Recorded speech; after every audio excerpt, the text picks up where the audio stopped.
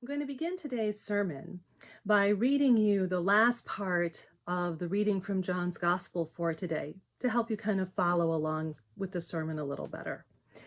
This Gospel is Jesus's prayer to God for his followers, for his disciples. So when you hear the word I, that's Jesus referring to himself, and them is Jesus referring to his followers. Jesus prayed, "But now I am coming to you, and I speak these things in the world, so that my followers may have my joy made complete in themselves. I have given them your word, and the world has hated them because they do not belong to the world, just as I do not belong to the world. I am not asking that you take them out of the world, but I ask that you protect them from the evil one. They do not belong to the world, just as I do not belong to the world. Sanctify them in the truth. Your word is truth. And you have sent me into the world, so I have sent them into the world. And for their sakes I sanctify myself, so that they also may be sanctified in truth." It's a reading from John's Gospel.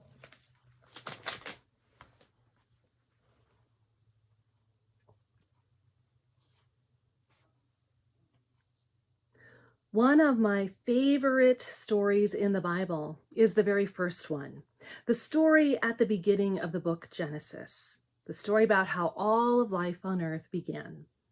It's a wonderful story. It's full of joy and wonder. Although sometimes I am disappointed to learn that there are some people who see it as a very sad story, a story about the fall of humanity. I'm even more disappointed by the people who miss the whole point of this story and try to make it fit with scientific discovery. Now, there is nothing in the Bible that says we should ignore science. Science is important, and it doesn't have to be used to disprove religion. It just isn't that kind of a story. It's not. The story in the very beginning of the Bible is about the beginning of the world, and it is not a story about scientific discovery, nor is it about the fall of humankind. It's a much, much bigger and more epic story. The story of creation begins with what God does or how God responds to chaos and voids. God dives headfirst into such situations and enthusiastically creates life. The story also reveals how God is in love with everything that God creates. In this story, we see God almost giggling with delight at everything God speaks into being. Day and night, the sun, moon, and billions of twinkling stars. The powerful ocean, full of fantastic creatures as huge as whales, as intriguing as sharks, as cute as penguins and seals, as colorful as clownfish, and as weird as starfish and sea cucumbers, as essential as krill and everything in between. The diverse landscapes, the vast deserts, the high mountain peaks, the gently rolling hills, the deep valleys and prairies that seem to go on and on forever, not to mention those frozen tundras. The millions of types of plants, the majestic redwoods and towering oak trees, the weeping willows, those deep green evergreens, and the many flowering trees like dogwood, and the bushes and the tall prairie grass, the brave daffodils that can bloom in the snow, bright tulips, fragrant roses, delightful morning glories, violets, and the tiny crocus. The plants that give us nourishment from the various grains and vegetables and fruits, like the hardy carrot and radishes, to asparagus and peppers, to the delicious strawberry and blackberry, peaches and cherries. And the animals that inhabit the lands, the great raptors that soar above it all, the vocal songbirds, the busy bees, the gorgeous butterflies, and all the other insects, and the lizards and salamanders, and snakes and spiders, and the mice and those chubby-cheeked chipmunks scurrying back and forth from their little dens, the mysterious wolves, the gambling polar bears, the regal lions and gorillas, those curious kangaroos and sweet hedgehogs, adorable otters, the masked raccoons, those tick-eating opossums, and foxes, deer, moose, and elk. I could go on and on and on, and as anyone who has ever watched a nature documentary knows, there are just too many amazing creatures for me to name in this one sermon. And of course, human beings, the only creation made in God's own image. In the story, which reads with the cadence of a poem, after God speaks something into creation, we read that God considers what God just made and then pronounces it good. The sun, moon, and stars are good. The ocean and all the landscapes are good. The rich diversity of plants and animals are good. And humans are good. And all of it together, the whole wide world, God declares with an easy to imagine smile, is very good. The word translated good is not a bland, dull word. It's a more dramatic word that expresses joy and delight. In other words, God was not emotionally distant from the world God created. God was deeply invested and enjoyed the world. We even read in the story of creation that God was so very fond of the world that every day, in the cool of the evening, God would go for a walk in the world with the very first man and woman. Now, I like to imagine this walk was a leisurely after-dinner stroll where everyone enjoyed their surroundings. Maybe they shared stories. Maybe the man and the woman told God about what they had learned every day. And maybe God delighted in them and listened to them. Maybe they asked God all kinds of questions, and maybe God asked them questions. Maybe they told each other jokes. Maybe they laughed together and sang together. Maybe sometimes they could be quiet together and solemn together. Maybe they enjoyed each other's company. And that made it holy. Maybe it was church in the very best sense of the word. That's the kind of story the first story is. One that sets up God's connection and joy in the world and the people that God created who are part of the world. One that invites a joyful religious imagination to envision God as so much bigger and more real and complex than just sour and angry, as people who don't read the Bible have actually told me is what the Bible says God is like. And as someone who has and frequently does read the Bible, such commentary makes me wonder who these folks have encountered in order to produce such opinions. This view, however, might make us wonder, how does the Bible go from a story where God not only takes delight in and clearly belongs in the world to Jesus' prayer in today's gospel lesson from John's Gospel, where he expresses he clearly does not belong in the world? It is, after all, in this world where Jesus was betrayed, violently abused, and killed. And after spending time with him, his followers don't belong to the world either. What happened in between the story of the beginning and the prayer of Jesus before his trial, crucifixion, death, resurrection, and ascension that accounts for such a drastic change? The answer is, as I always say, a long story. And it's an important one. It started with disobedience that got so much worse when the first man blamed God for the choice the man made to disobey God instead of asking to be forgiven for his transgression. That was the beginning of when, as one commentator wrote, humanity, quote, organized itself against its creator. Organized itself against its creator, unquote. Throughout history, humanity continued, and let's face it, continues, to work to remake the world in that broken image where the love of God has been replaced, well, it's been rejected, and it's been replaced with lies that proclaim greed is good. Violence and destruction are good. Segregation is good. Elitism is good. Hate is powerful and good. This is the evil that twists the perception of what God created from good to bad, to dangerous, to something to be feared or exploited for personal gain. Thus, relationships tend to be based on transactions of power, security, and physical exploitation instead of simply enjoying and caring for one another. People are dehumanized by falsely determining value for each other based on our age, weight, attractiveness, physical fitness, mental health, race, gender, or skills instead of simply being a beloved child of God. Resources are twisted into means for a few to get rich at the cost of the environment and people. Land is twisted into politics of who can live where and who can't.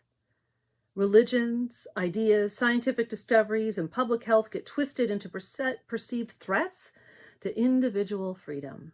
I could go on and on and on, but I'm sure this is enough to give you an idea of how rejecting the love of God and living for selfish gain has corrupted the beautiful and good world that God made and turned it into something less than what God intended.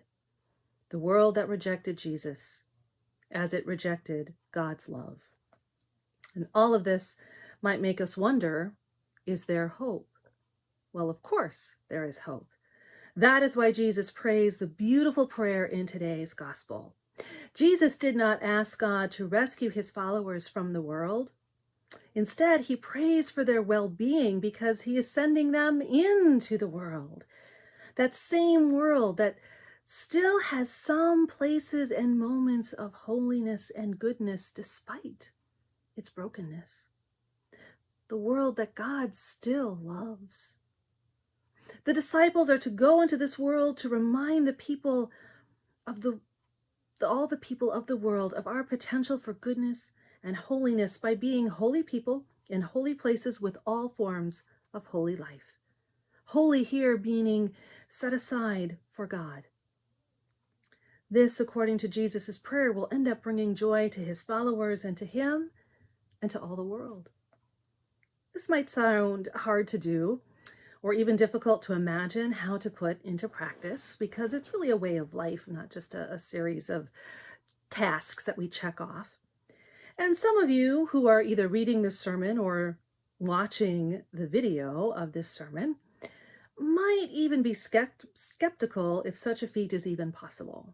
Well, I can think of many examples of people I know who are in the world but not of the world, which is just another way of describing what Jesus is talking about. But since I started the sermon by talking about a story I love, a good example that comes to mind is actually two fictional characters from one of my most beloved novels, Best Friends, who certainly didn't belong in the world or belong to the world, but whose joy and delight of the world and humanity as God created them transcended their personal agendas. I'm talking about the angel Aziraphale and the demon Crowley from Neil Gaiman and the late Terry Pratchett's funny, poignant, touching, joyous, best-selling novel, Good Omens. Now, I know this genre isn't for everyone, and I'm aware that thousands of evangelicals were offended by the television series based on the book that came out in 2019. Now, you have to have a sense of wonder, a sense of humor, and the capacity to laugh at yourself in order to appreciate this story. And the authors dedicated the book to none other than theologian and writer G.K. Chesterton, and I have the proof right here. Here's a copy of the book, and there you can see Not making it up. So having some theological background also helps in understanding the story. It's just too good and well written a book to be taken literally. But it's still about how love, the love of God, the love that is willing to sacrifice for another, love that believes the world doesn't revolve around self or selfishness. This love saves us all from Armageddon. Without giving too much of the book away, in the story we learn Aziraphale and Crowley have been in the world from the beginning. Over thousands of years of interacting in the world, walking with humans and each other, they gradually lose interest in their respective places of origin, being heaven and hell, as they grow to love, enjoy, and delight in people and the world, despite all its complexities and troubles and tragedies. Both have very little investment in the brokenness, injustices, and violence and harm that people cause. In fact, in several parts of the book, when Aziraphale inquires if Crowley is responsible for wars or insurrections or other acts of extreme violence or harm, the demon responds, humans don't need his influence to enact such atrocities. But despite the harm they witness, people are capable of, they both marvel at the good that people can do when they choose to, and even admire their creativity. Both angel and demon enjoy what God made and see for themselves the goodness and beauty of all creation. And this shared love of the goodness of the world, including people, brings the angel and demon together as they grow to be best friends who love the world and come to think of it as their home, sharing their labors and joys and each other's company, like a glimpse of the very beginning.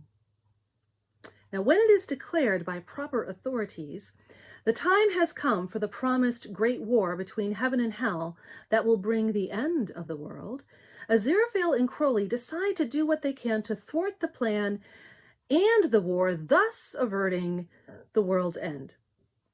Now, despite their best efforts, which are fairly comedic and very, very well intentioned, their plan fails.